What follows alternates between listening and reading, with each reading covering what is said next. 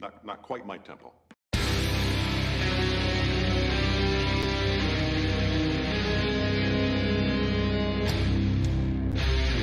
I'm gonna make him an offer he can't refuse.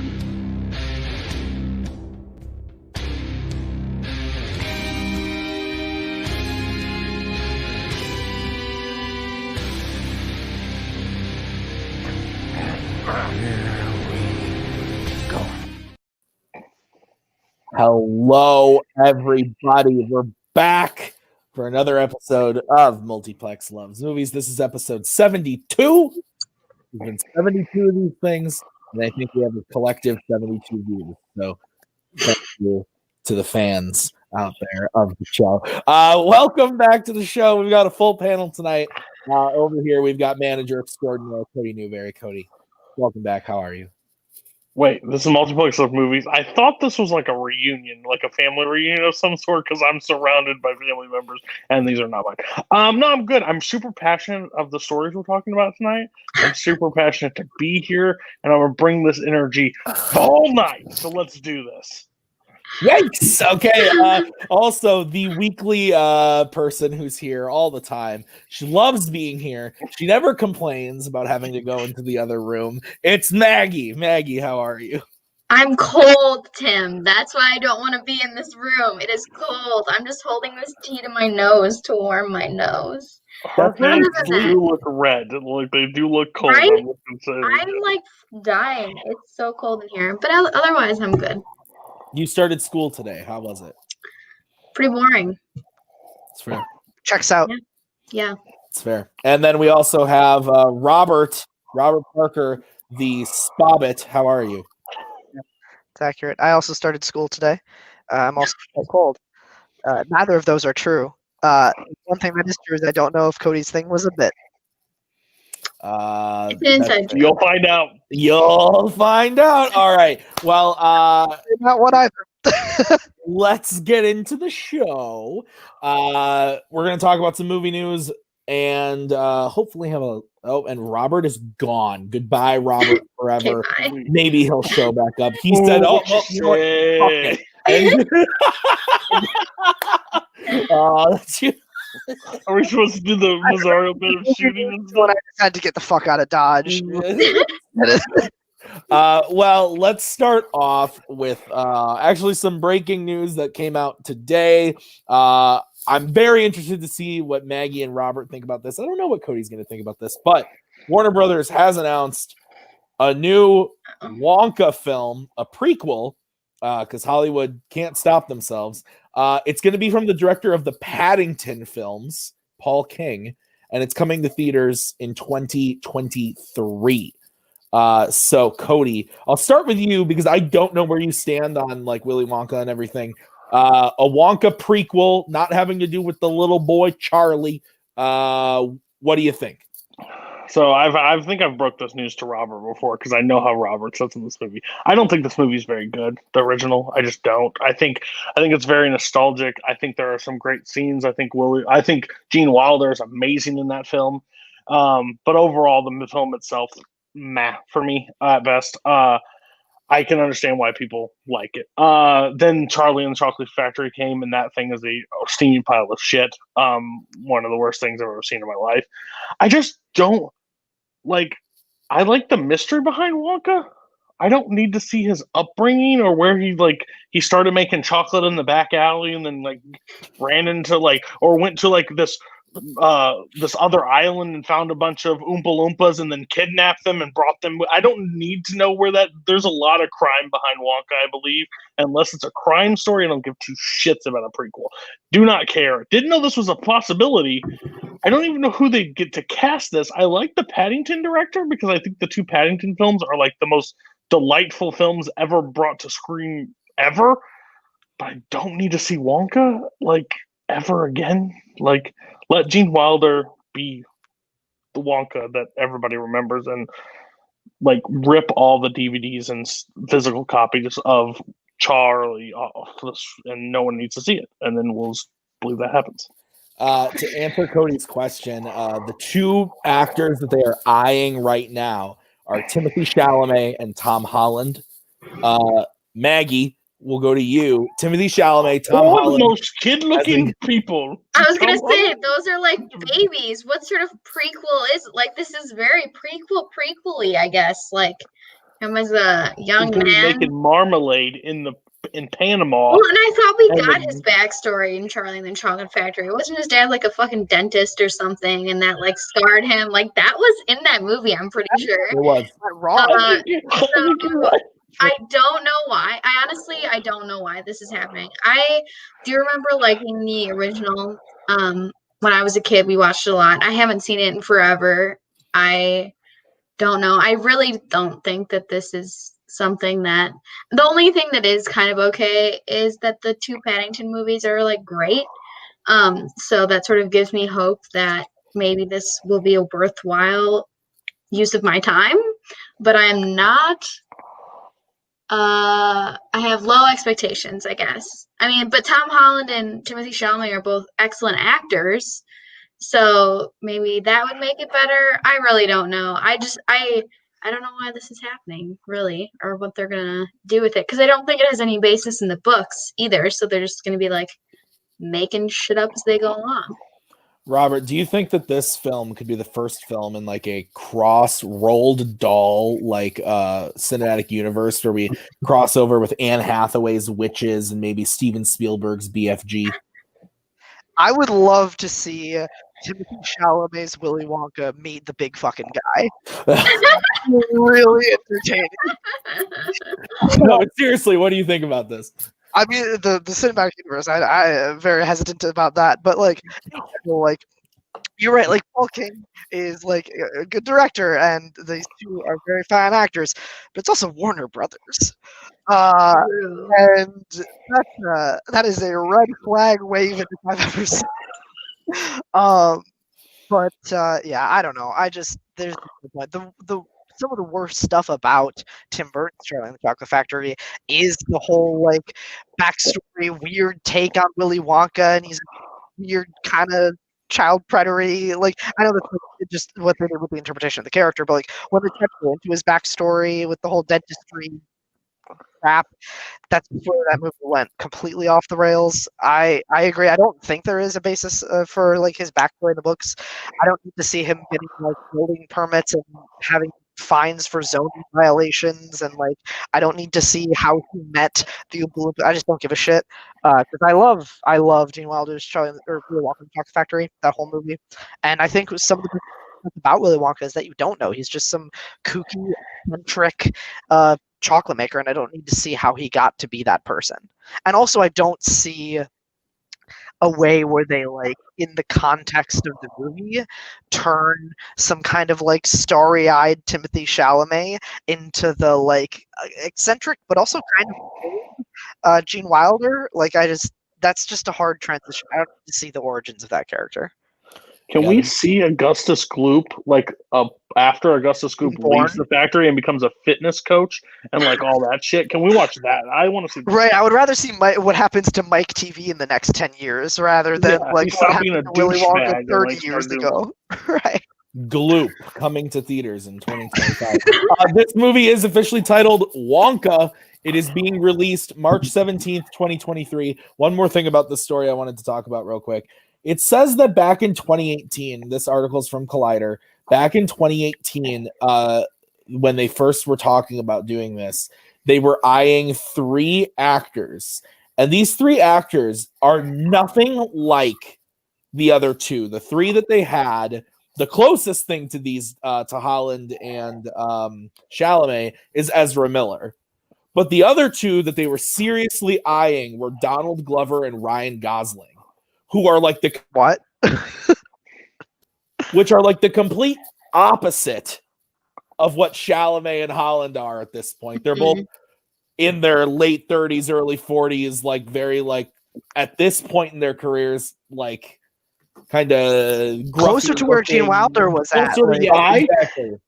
I could see Gosling more than I could see anybody else from that, like that they named to do the role. I understand it's a prequel, but he's closer in age. But like with eccentric and like can do the comedy bits, Gosling is the one person that you named can I think do it. You don't think that Donald Glover could do it? I like all think three he of would those be better awesome. than I think any I of don't want these. Donald Glover in Wonka by Warner Brothers at all. I think I want him to do something else. Like That's fair. Gosling can, yeah. Well, the other Yeah, thing no. too is Gosling and Glover can both sing. Right. And sing well. So if this were to Right. turn out to be a musical like the original, that would be something. Tom Holland, I believe, has done some. He's stage done stuff. Broadway, I I think. think Timothy Chalamet has too. Okay, so there you go. Yeah. So who Can we knows? just But stop doing prequels? that is also That is true. I hate prequels. is something At else. Warner Brothers, get your shit together. Next story. Maggie, let your freak Yes. flag fly because Kong versus Godzilla has moved its Ugh. release date. Instead of Yes. coming out in May, it's now coming out in March. It has moved its release date up 2 whole months. This is the first big promising piece of blockbuster movie news we've had in a very, very long time. The fact that a big, huge movie like this that was supposed to come out later, where we're always like, we don't know if it's going to come out, we don't know if it's going to get pushed. They're so confident. This again, Warner Brothers actually pulling it up. It's coming out in just about 2 months. We haven't seen a trailer. That's concerning. But we got our first glimpse of footage in a HBO Max advertisement the other day where Godzilla comes out of the water and Kong punches him in the face. And it was literally 3 seconds, but Maggie and I screamed. So that movie's now coming out the last weekend of March. So Maggie, I will go to you first.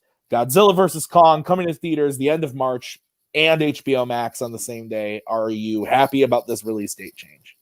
I mean, I'm happy because we'll get to see it earlier in theaters. I think that the only reason that they're changing it is because of the HBO Max thing. If they weren't also releasing it on the same day on HBO Max, I don't think they would have moved the release date.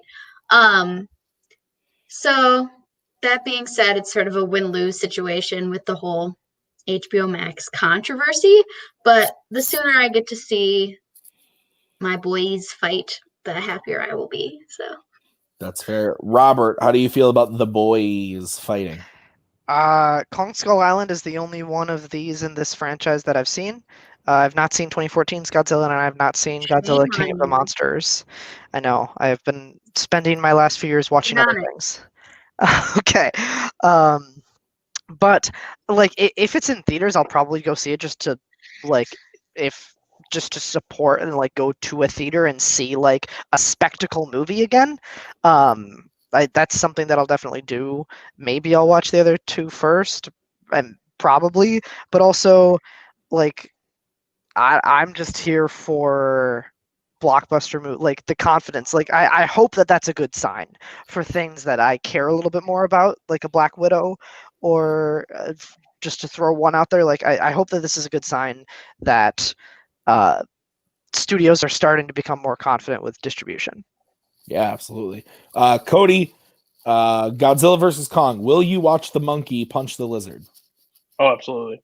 I'm one of the people that really liked Kong Skull Island. It got some backlash, but I really enjoyed that movie. I had no there's not enough human development. I came to see Kong punch things. I don't care about who the humans are because you can't beat Kong, so why are you there?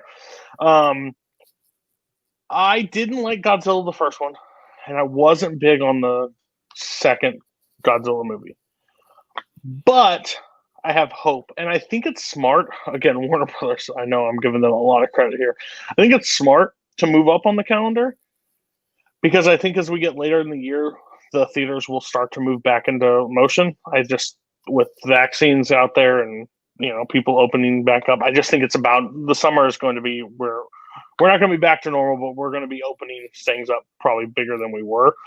And to move it to March gives kind of them a jump start on everything because I don't think there's a lot of things opening in theaters around that time. There may be some, but like nothing blockbuster related. Or is there? You're the movie guy. I'm just here to talk. Yeah, so I will fill in the release schedule around it when you're done. But I think like going up against those other big ones that have like in May, June, July, I just don't think it's smart for them because I've never understood I understand the summer, but I hate the summer in the same aspect because in you have 2 weeks to earn your money basically because in the next 2 weeks something else big is coming out and the next 2 weeks something else is big coming out. go to like September or go to like March and like enjoy the nobody there and just load up your, but I this is like one of those movies that I will see in theaters because of the spectacle. Like I don't want to, as much as I love my TV. You muted randomly. I don't know why. My AirPod just died. Instead of just going to HBO Max, which I have, I'd rather watch it and then do rewatches on HBO Max, which is kind of neat, but yeah. All right, fair. So here's the release schedule surrounding this movie. So the first week of March, Raya and the Last Dragon comes out. So that'll have plenty of time before the March 26th is Godzilla Kong. So Raya and the Last Dragon is on the 5th of March. The King's Man comes out the following week on the 12th. That's still coming in March. And then there's really nothing until Godzilla versus Kong on the 26th. The big kicker here with Godzilla versus Kong being on March 26th is April 2nd is the new release date for No Time to Die. So does Bond stay on April 2nd? There's been a lot of rumors right now that Bond is going to move again to next November, to November of 21. I really don't want that to happen. I've been looking forward to No Time to Die for a very long time. I'm really wanting to see it. I hope those rumors aren't true, but if they are and it moves, it's going to be better for Godzilla versus Kong. But I think No Time to Die. We have a trailer for No Time to Die. I've seen this. I know what this movie goes. Yeah, I know what this movie's going to be. Please, Kong, get the frick out of its way. Like let No Time to Die. That's the movie I want. Right. Well, but so here's the difference: is that one is being also released on HBO Max on the same day, and No Time to Die has only its theater release. If they want to make their money back, they should push it because it's not going to make its money back until next November, probably at the earliest, where Godzilla vs. Kong can have the recoup between being on screen. 2021 or 2022? November of 2021. The problem is that if they go to November 2021, you're also running into a new Pixar film. You're running into Eternals. You're running into Christmas films. Spider-Man comes out in Christmas. There's so much coming out now at the end of the back half of 2021 because of all this that I think it needs to stay. The other stuff coming out in April, right around like the weeks after both these movies, you get Mortal Kombat. That's also an HBO Max WB something right away. And then we also get A Quiet Place Part 2 on April 23rd. Otherwise, though, that is April pretty much. So I think they both can stay and both make good money. I think so too. Be there. Absolutely. Plus, they fit two different markets. I think because I don't think the same people. They'll mix and match, but I think Bond and like high blockbuster action I think it will be a little different, but we'll see. Yeah. All right. Well, let's move on to the next story. This one's just a quick one. A couple years ago, me and Maggie were talking about this the other day. A few years ago, I think it was right after Taken 3 was released. Liam Neeson said, "I'm done. I'm done with the action films. I'm sick of doing them. I am a serious actor." And then he appeared in such classics as Ted 2. And then Cold Pursuit, The Commuter, and Cold Pursuit, and most Non-Stop. recently Honest Thief, and now The Marksman, which is currently in AMC theaters. Go see it. But Liam Neeson has once again said he's got a couple more movies he's working on right now, but when he's done, he's done. When he's done doing the ones that he's doing, he's done doing them, and the action movies in general, the Taken-esque movies, he's going to be done with that genre of film. He said it once again. He said this before, and it didn't really work out, but he's saying it officially again, and he is citing age as the main problem. Listen, Liam Neeson's a really good actor when he wants to be, when he puts in the work. And honestly, in this movie, we just saw The Marksman. He's really good in it. The movie just kind of stinks. And it's not his fault. He's hired. He does what he's supposed to do, and he's good in the movie. But the movies overall are just pretty meh. But if even something like Widows,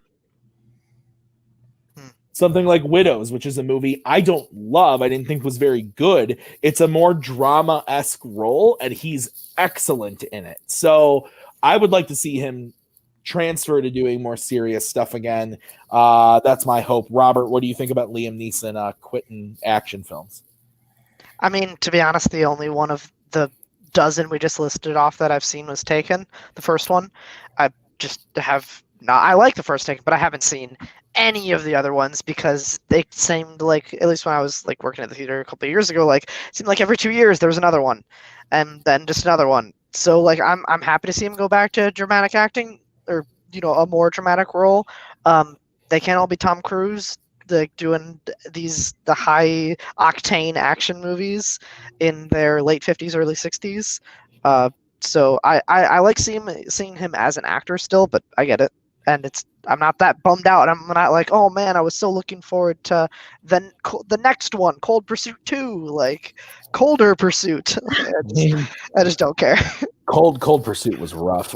Cody, what do you think? I'm gonna be honest. I don't know if he's a good actor anymore.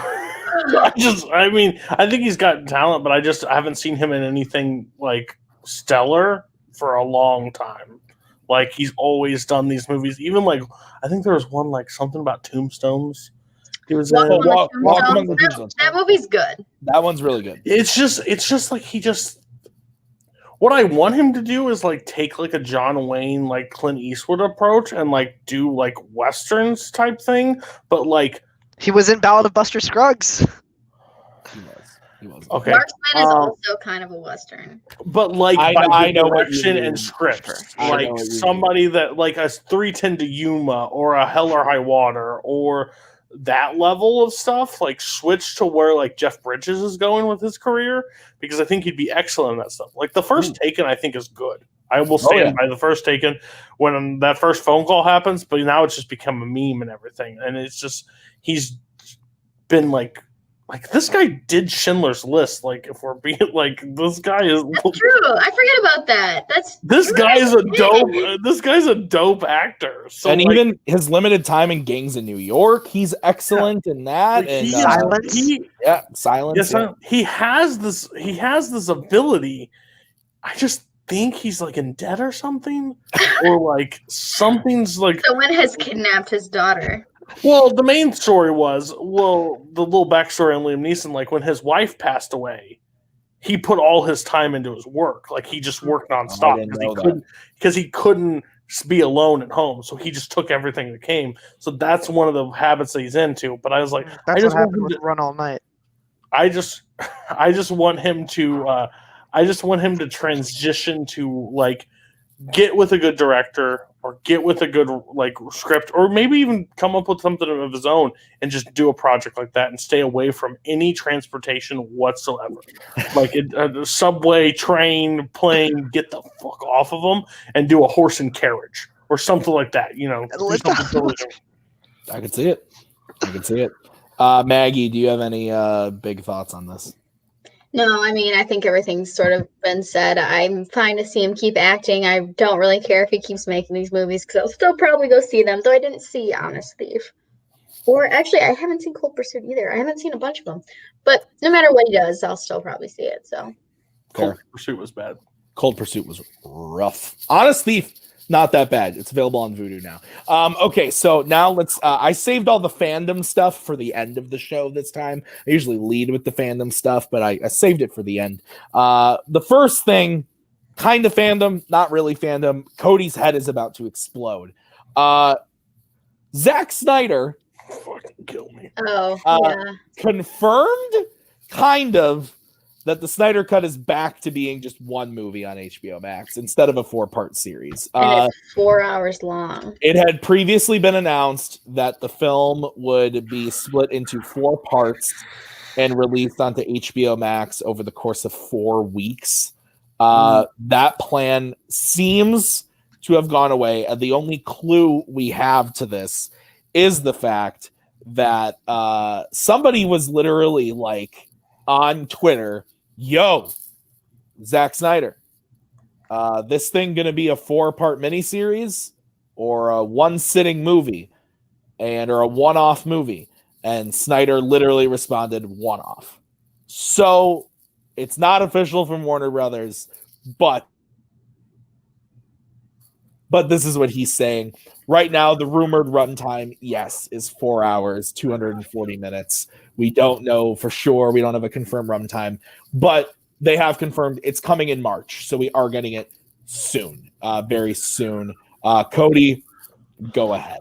Oh God, this is so funny to me because like I just sat through The Irishman, which was 3 hours, and that was a damn good time. And I watched Goodfellas and I've watched Wolf of Wall Street. I've watched the close to 3 hour movies, and I enjoy them. You've got to be fucking kidding me if you think I'm sitting through it. You know, the thing was, I was going to watch the Zack Snyder Cut because it was going to be an hour each week that I could devote my time to because that's a TV show. You think I'm sitting on the couch for 4 hours? You're out of your mind. I fell asleep in BVS. I literally took a nap until Wonder Woman showed up in BVS. There's not a chance in hell that I sit for 4 hours. He's a lunatic. He's just absolutely a lunatic, and he doesn't need to be making movies. Like when we said it was an hour apiece, I was like, no wonder his ass got fired, and now no wonder his ass still got fired. A 4 hour movie. No, if Avengers Endgame that had 20 movies like leading up to that conclusion, 21. I don't know if I'm correct on that, but like 20 plus movies. That was 3 hours. You're telling me the 7 movies that you have created in your universe, you're going to give me 4 hours of 5? I think 4. Man of Steel, You're BVS, right. Suicide Squad, Wonder Woman. 4 movies a year. Fucking kill me. I'm sorry. Koho is has a wet dream right now because he's so fucking pumped to see the Zack Snyder Cut. But it's 4 hours because probably 2.5 is slow-mo. This is going to be literally the most painful thing. I am. Wow, this is insane. 4 hours? I thought Wonder Woman 84. I wanted to ram my head through my glass door. This is going to be rough, guys. Good luck. I'm not fucking watching it. I don't give a shit how good it is. Not turning it on. Maggie, your thoughts? I hate my $14.99 a month that I pay for HBO Max is going to Zack Snyder right now. That's what I'm pissed off about. I honestly would rather watch it as a movie. I'm still not happy about the 4 hour runtime. I think that's absolutely ridiculous. But I would rather just watch it and get it over with, if I'm being completely honest. Or even if we watch it in 2 sittings. I think that making it TV show style is dumb. Or would be dumb. But I think it'd be smart for HBO because then their free trial is only a week, and then they have to actually pay for HBO Max if it comes out every week, like Mandalorian style. But I don't know. It is what it is. At this point, I'm gonna watch it no matter what happens and no matter what medium it's released. So It's fair. Robert, Snyder Cut, 4 hours. And I just don't care.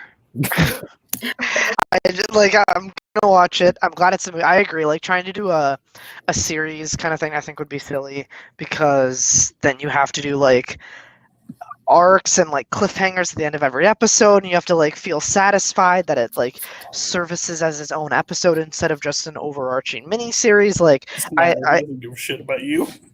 I agree it should be as a movie, but I honestly just don't even think it should be. I don't think it's just because a bunch of people got really I'm of the camp that I don't believe that a Snyder Cut existed until people on Twitter started being all in an uproar about it, being release this. I don't think there was a Snyder Cut to release. No. I think they're just going back and saying, "Oh, I had this the whole time. Let's reshoot it all and re-edit it, and it's my artistic vision." And I think that's really fucking dumb. So I think the existence of the Snyder Cut is really stupid, and that money could have been spent making a Zack Snyder passion project, which I don't think was Justice League. And I think that I suspect we're gonna be able to tell that the people involved in remaking this didn't really care about it. The money could have been used to make Wonder Woman 84's script better. Yeah. My only question. So I don't know this offhand, and there's some people that just joined in. I don't know what the most successful, the longest runtime, but most successful movie is. But I know Lawrence of Arabia is up there. I know. No. Well, we're adjusting for inflation because then it's Gone with the Wind. That movie's like 3.5 hours. Okay, but so 3.5 hours. Let's say Irishman, Ben-Hur, Lawrence of Arabia, those massive, didn't even stretch to the 4-hour full mark. Like, what does Snyder think that he has to tell us in 4 hours? Right, Godfather 2 is like 3.5. That's the thing. Like, 4 hours, if you want to talk about bloated, this has to be this, like, you could almost, just to think about it, 3 hours of Endgame and that massive battle that happens at the end of it. And that battle comes in at like 2 hours and 10 minutes, too.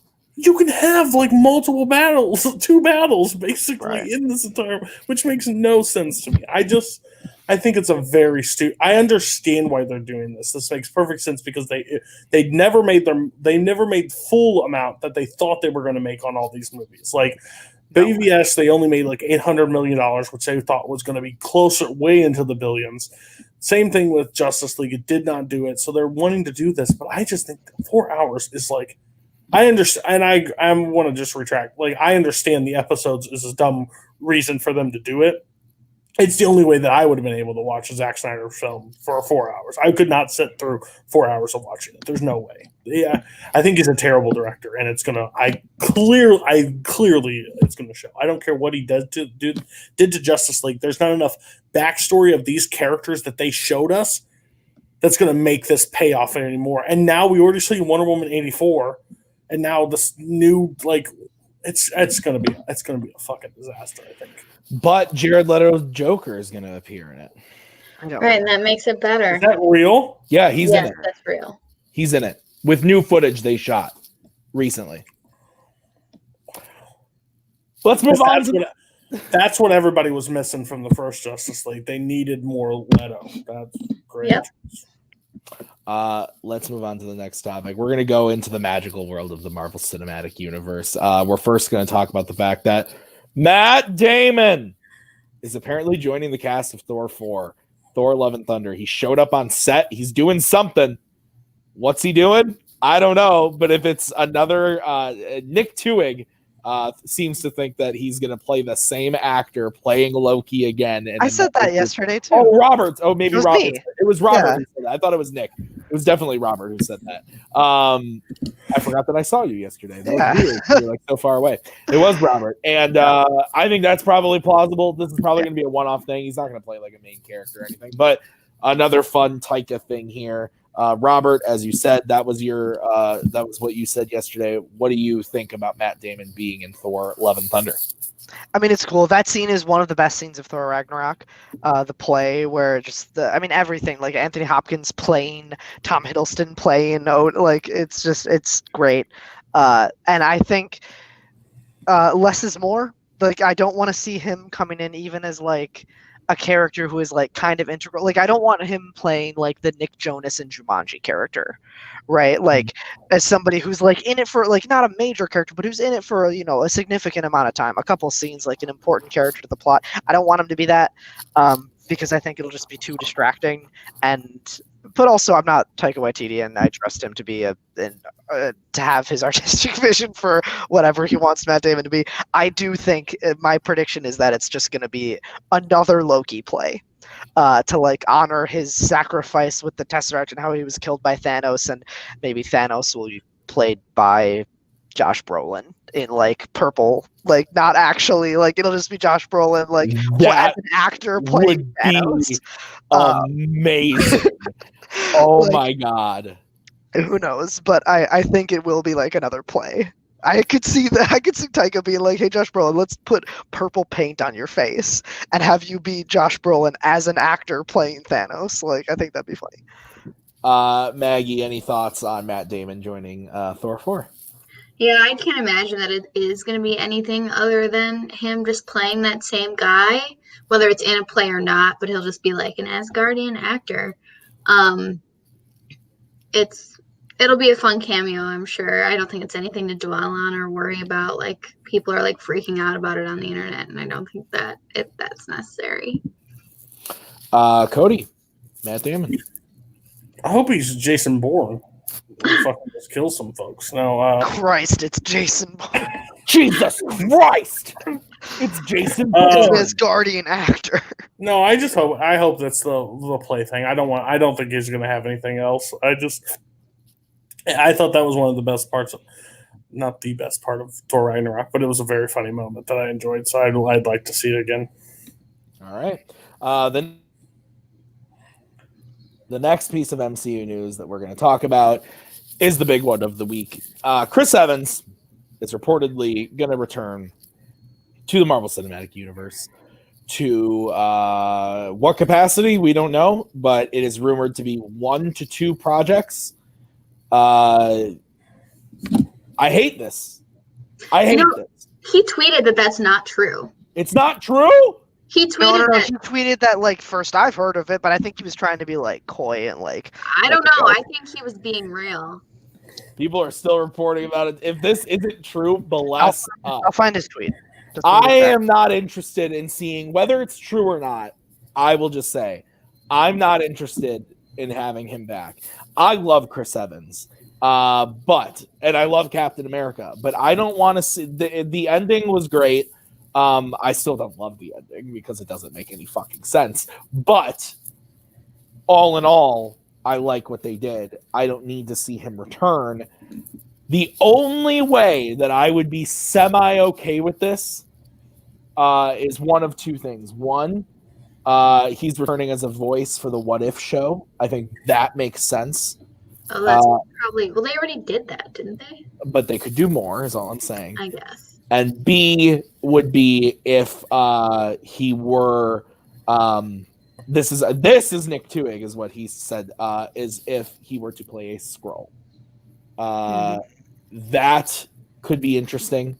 I would be interested in that, but I don't want to see Captain America back. It's the same reason why I don't want Robert Downey Jr. back. I don't want any of that back. Cody, what do you think? I would just like him to show up and grab the shield from Falcon and say, I made a fucking mistake, and give it to Bucky. But other than that, don't think that's going to happen. I don't want to see him at all. I don't want to see Robert Downey Jr. I'm with you 100%. If you leave, those losses have to mean something. And if they don't, then they unravel everything in the previous. That's why, like, some people, I disagree with them, but, like, Infinity War doesn't have as much weight because the characters come right back. But, like, 5 years still passes. This is just wouldn't make any sense for them to come back. They sent both characters off in the best way possible for both characters. I don't need to see them anymore. It's over. It's done with. The What If, cool. Flashbacks, maybe, but even that I don't even like. Let's just close that chapter and move on, because it's basically like when you're relying on the old gimmick to keep the new gimmick alive. Like, let the new gimmick be its own thing. Like, yes, there's characters that are still around, but like they pass the torch on, so let them carry it and go forward. And just, your time was great. You earned a lot of money. You don't need to be back for it. It would just make me mad as a fan. Yeah. I'm seeing nothing about it being fake other than the fact that Deadline, and I think Robert's right. If there is a tweet, I'm pretty sure it's probably a coy thing. Because Deadline, who's usually really good at being on top of this is their exact quote. I'll read it out. In a move that is sure to rock the MCU, sources tell Deadline that Chris Evans is cleaning the dust off of his Captain America attire and is expected to reprise the role in the MCU in some form. It's headed in the direction for Evans to return as Steve Rogers in at least one Marvel property, with the door open for a second. However, sources add it's unlikely to be a new Captain America installment, and it's likely to be more of what Robert Downey Jr. did after Iron Man 3, appearing in such films as Civil War and Homecoming. Marvel had no comment. So, Maggie, based off of that, what do you think? I don't want to see him in roles like the ones that Robert Downey Jr. took after Iron Man 3. Like, that's way too big. I don't care if it's What If. I don't care if it's flashbacks in in Falcon and the Winter Soldier. But yeah, I agree with what I think Cody was saying, that like, if it's gonna be final, make it be final. Like, don't play around with it. Except for What If, I think, is the exception, because it just makes everything worthless that you did before. And I love Chris Evans and I love him as Captain America, so it's like nice and all, but if you're really trying to like move on, then move on. Yeah. Robert, what do you think? Yeah, I completely agree. I think part of the reason that like my least favorite parts of Homecoming is the Tony stuff, because it's like they don't trust their torchbearers. Like they hand it off and they're like, "Go," and then they're like, "Oh no, just wait, you're not there yet." Like I think they need to trust what they've built and the characters they have still going and the storylines they have still going and the new stuff they can bring in, instead of just being nervous that because it's new, it's not as in demand. And I think that's a mistake. I think What If, I think Maggie's right. I think that is the exception. Because that is just very hypothetical. Like, we don't exactly know what the structure of that's going to be yet, but I could see them playing into that and leaning into it as a, hypothetical what if he never puts the thing in the ocean, or like whatever, right? Whatever the writers decide to do with it. But even in flashbacks and even in voiceover and even in that kind of stuff, I just don't think it's necessary. Like, you can tell a great Falcon and Winter Soldier story and like have references to him and have them talk about him without having him appear physically on a frame, like in live action. Like, I just don't need to see it, because like Cody said, the ending of the character was so perfect. It's just not necessary. Let the past die. Kill it if you have to. Thank you for that. I enjoyed that. All right. So that is the end of the show, ladies and gentlemen. We did it. We got through all the topics. Next week, we will be back. Same time, same channel. But what we're doing, we don't know yet. We might do another new show. Might do a watch along next week. I don't know. I might feel spicy and do a watch along next week. We'll see what's going on. But with all that being said, YLS is back to being live tomorrow. Cody's gonna lose his mind, but it's gonna be fun. Cody, tell us about it. Yeah, so we're in the top 20 of the top 100 series. We're doing them live. So Andrew Barr, Mike Hanley, Nazario, and Cameron Holtzman will be live to talk about their 20 through 11.